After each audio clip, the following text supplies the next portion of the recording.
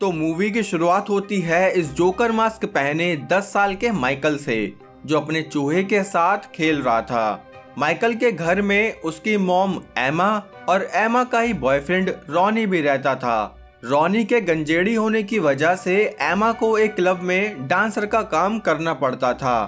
साथ ही एमा की 2 बेटी भी थी, जिनमें यह है जूडिथ और ये छोटी बच्ची बू। यहाँ माइकल ने पॉकेट नाइफ की मदद से अपने ही चूहे को मार दिया और जब वो नीचे आया तब उसने अपनी मॉम से कहा कि मॉम, मेरा पेट तो खुद मर गया। तभी रॉनी माइकल को परेशान करने के साथ साथ उस पर चिल्लाने भी लगा, जिससे हम समझ गए कि इस घर में माइकल को बस उसकी माँ ही प्यार करती है। अब माइकल अपने स्कूल में हल्का होने पहुंचा, जहां 2 लड़के आकर उसे परेशान करने लगे। उनमें से एक लड़के वीजली ने माइकल की माँ के बारे में भी उल्टा सीधा बोला, जिससे इनके बीच लड़ाई शुरू हो गई। तभी वहां स्कूल प्रिंसिपल भी पहुंच गया, जिसको माइकल ने कहा। ये सुनकर प्रिंसिपल ने स्कूल में एमा को बुलाया। साथ ही उसने डॉक्टर लूमिस को भी बुलाया, क्योंकि माइकल के बैग से एक मरी हुई बिल्ली मिली थी और तो और उसके पास मरे हुए जानवरों की फोटोज भी थी। डॉक्टर लूमिस एमा को बताने लगे कि अगर समय रहते माइकल का ट्रीटमेंट नहीं हुआ तो वो आगे जाकर बहुत डेंजरस बन जाएगा। लेकिन एमा ये मानने के लिए तैयार ही नहीं थी कि उसके बेटे को कोई मेंटल प्रॉब्लम है। यहाँ माइकल चुपके से वीजली का पीछा कर रहा था। तभी उसने एक सुनसान जगह पर एक मोटी लकड़ी से वीजली पर हमला कर दिया। तब वीजली भीगी बिल्ली बनते हुए माइकल से माफी मांगने लगा, लेकिन माइकल ने उसे तब तक मारा जब तक वीजली की बिजली गायब नहीं हो गई। उसी शाम माइकल अपने घर पहुंचा, जहां वो जूडिथ का इंतजार करने लगा, क्योंकि एमा ने जूडिथ से कहा था कि वो माइकल को हैलोवीन मेले में घुमा कर लाए। लेकिन एमा के जाते ही जूडिथ ने माइकल को अकेले छोड़ दिया और अपने दोस्त स्टीव के साथ ग्रुप स्टडी करने रूम में चली गई। बेचारा माइकल अब उदास होकर घर के बाहर बैठ गया, जहां उसके दिमाग में कुछ न कुछ जरूर चल रहा था। तभी वो दोबारा घर में गया। घर में रॉनी ठर्रा पी के सो रहा था। उसे देखकर माइकल ने रॉनी को टेप से बांध दिया और एक चाकू लेके रॉनी की गर्दन पर 6 सेंटीमीटर की एक लाइन खींच दी, जिससे रॉनी वहीं खर्च हो गया। ऊपर इनके ग्रुप स्टडी होते ही स्टीव को भूख लगने लगी, इसलिए वो किचन में सैंडविच बनाने चला गया। तभी उसके पीछे से माइकल अपनी एक स्टील की रॉड लेके पहुंचा और अपनी रॉड से उसने स्टीव पर हमला कर दिया। अब स्टीव को लाल चटनी देकर माइकल अपनी बहन जूडिथ के रूम में गया। उसने एक क्लासिक हैलोवीन मास्क भी लगा लिया और जूडिथ के पास जाकर वो कुछ करने लगा। ये देखकर जूडिथ उसे डांटने लगी और तभी माइकल ने एक चाकू जूडिथ के पेट में दे दिया, जिसके बाद वो बू के पास आया। लेकिन उसने बू को कुछ नहीं कहा, क्योंकि वो उससे बहुत प्यार करता था। जब देर रात एमा अपने घर पहुंची तो उसने देखा कि माइकल बू को लेकर घर के बाहर बैठा था। उसने माइकल से पूछा कि इतनी देर रात तुम बाहर क्यों बैठे हो, लेकिन उसने अपनी माँ को कोई जवाब नहीं दिया। कुछ देर बाद वहाँ पुलिस आई, जो माइकल को अरेस्ट करके अपने साथ ले गई। कोर्ट ने भी माइकल की मेंटल कंडीशन सही ना बताते हुए उसे मेंटल असाइलम भेज दिया, जहाँ पर डॉक्टर लूमिस ही माइकल का ट्रीटमेंट करने लगे। तब हमें पता चला कि माइकल को तो याद भी नहीं कि उसने अपनी आधी फैमिली को मार दिया है। असाइलम में एमा भी हर हफ्ते उससे मिलने आ जाया करती थी। जेल में खाली बैठे बैठे माइकल ने अपने लिए मास्क बनाने शुरू कर दिए, क्योंकि उसका कहना था कि ये मास्क मेरा बदसूरत चेहरा छिपा देते हैं। असाइलम में माइकल की हालत सुधरना तो छोड़ो और खराब हो रही थी। अब तो उसने बोलना भी छोड़ दिया था। ऐसे ही एक दिन एमा माइकल को उसकी और बू की फोटो दिखाने लगी, पर तब भी माइकल ने कोई रिएक्शन नहीं दिया। इस अपॉइंटमेंट के बाद लूमिस ने एक नर्स से माइकल का ध्यान रखने के लिए कहा और वो खुद एमा से बात करते हुए बाहर आया। इस नर्स ने पहले तो माइकल की फोटो देखी और फिर ज्यादा हवाबाजी में आते हुए उसका मजाक बनाने लगी, जिस बात से गुस्सा होकर माइकल ने उस नर्स का गला काट दिया। तभी वहाँ सिक्योरिटी माइकल को पकड़ने आई, जिनके पीछे पीछे डॉक्टर लूमिस और एमा भी वापस रूम में आए, जहाँ माइकल एमा पर भी अटैक करने लगा।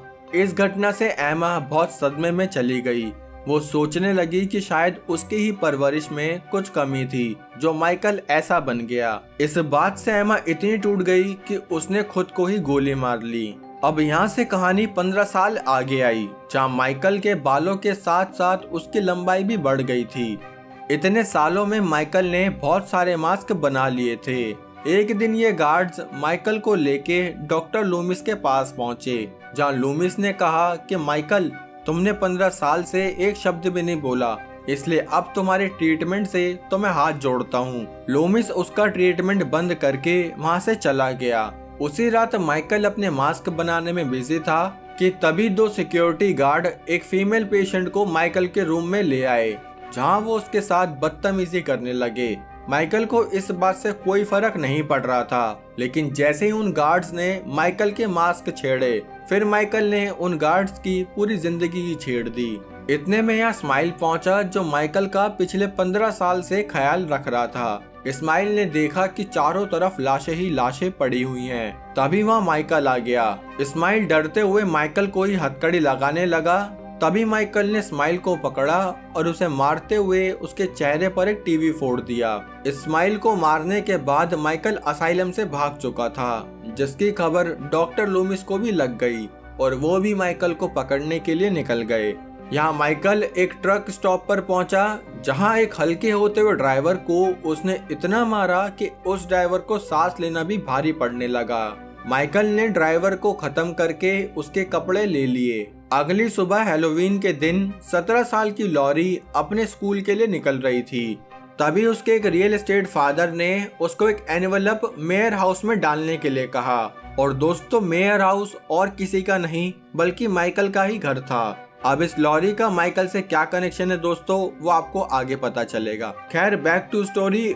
सुबह सुबह माइकल भी अपने घर पहुंचा, जो कि उसकी मॉम के मरने के बाद एक खंडर बन चुका था। उसने उस खंडर से मर्डर की रात वाला चाकू और मास्क निकाल लिया, जो उसने जूडिथ को मारने के बाद छुपाया था। यहाँ लॉरी टॉमी के साथ उस एनवेलप को डालने के लिए निकली। वैसे आज रात लॉरी टॉमी की बेबी सिटिंग भी करने वाली थी। उसने उस एनवेलप को दरवाजे से अंदर डाला और वहाँ से चली गई। लेकिन तभी माइकल ने लॉरी को देख लिया, जिसके बाद उसने लॉरी को स्टॉक करना शुरू कर दिया।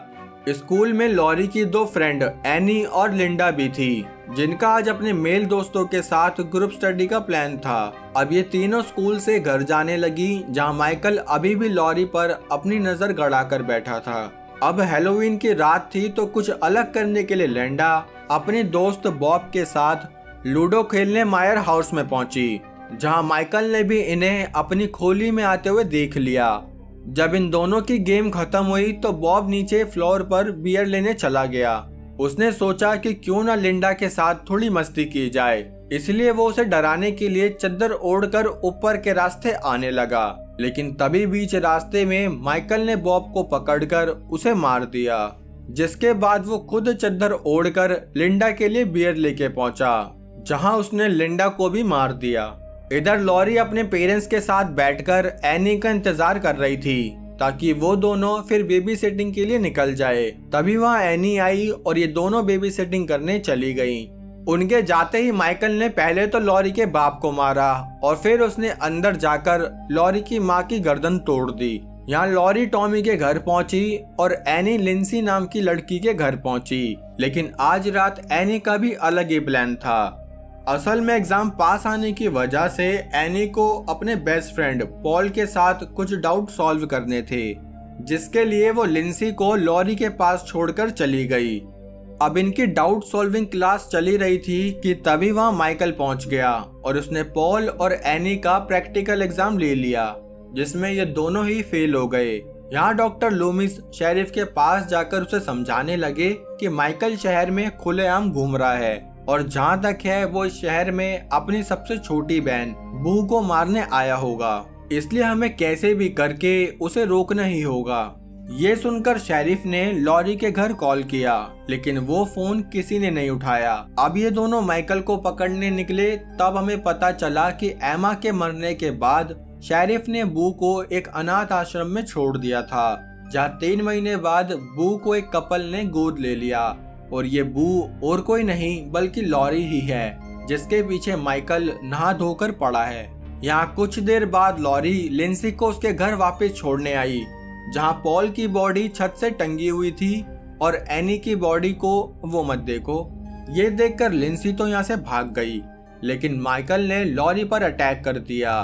लॉरी भी खुद को बचाती हुई यहाँ से भागने लगी, लेकिन माइकल उसे बेहोश करके अपने साथ पुराने खंडर वाले घर में ले आया, जहां उसने अपना चाकू गिराकर लॉरी को बचपन की वो फोटो दिखाई। लेकिन जब लॉरी बहुत छोटी थी, इसलिए उसे माइकल के बारे में कुछ भी याद नहीं आ रहा था। तभी लॉरी माइकल के शोल्डर में एक चाकू घोंपकर वहां से भागने लगी।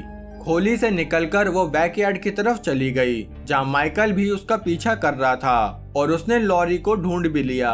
लेकिन तभी वहां डॉक्टर लूमिस ने आकर माइकल को समझाया कि वो रुक जाए, लेकिन उसके ना रुकने पर डॉक्टर लूमिस ने माइकल पर 3 गोलियां चला दी, जिससे माइकल वहीं गिर गया और लूमिस लॉरी को लेकर कार से जाने लगा। पर तभी दोबारा माइकल ने आकर लॉरी को कार से निकाल लिया और उसे मारने ही वाला था कि तभी डॉक्टर बोला कि इस बेचारी को छोड़ दो, उसकी कोई गलती नहीं है। ये सुनकर माइकल ने लॉरी को छोड़ दिया और उल्टा लूमिस को ही पकड़कर उसकी आंखें गायब कर दी। इसी बीच लॉरी भागकर एक घर के सबसे ऊपर वाले फ्लोर पर आ गई, जहां माइकल भी उसका पीछा करते हुए पहुंच गया। तभी लॉरी ने देखा कि डॉक्टर लूमिस की वो गन वहां पड़ी हुई है, जिसको बड़ी हिम्मत करके उसने उठाया और घर की छत पर जाकर छुप गई। माइकल ने उसका पीछा करते हुए घर की छत को ही तोड़ना शुरू कर दिया, जिससे बचते हुए लॉरी वापस घर में ही गिर गई। लेकिन इस बार उसने उठकर माइकल को गन पॉइंट पर ले लिया। ये देखकर माइकल ने भागते हुए उसे एक स्पेयर दिया और वो दोनों घर से नीचे गिर गए। लॉरी ने एक बार फिर से गन उठाई और माइकल के हेड पर शूट करने की कोशिश करने लगी, लेकिन जैसे ही माइकल को होश आया, लॉरी ने डर के मारे उसे शूट कर ही दिया। अब दोस्तों, माइकल मर तो गया, लेकिन अगर आप चाहते हो कि वो जिंदा होकर अगली वीडियो में वापस आए, तो इस वीडियो को लाइक्स और कमेंट से भर दो, ताकि हमें पता चले कि आखिर माइकल अभी भी जिंदा कैसे है। और चैनल पर नए हो तो सब्सक्राइब करो मेरे दोस्त। बाकी हम मिलेंगे हमारी अगली वीडियो में, तब तक के लिए जय हिंद।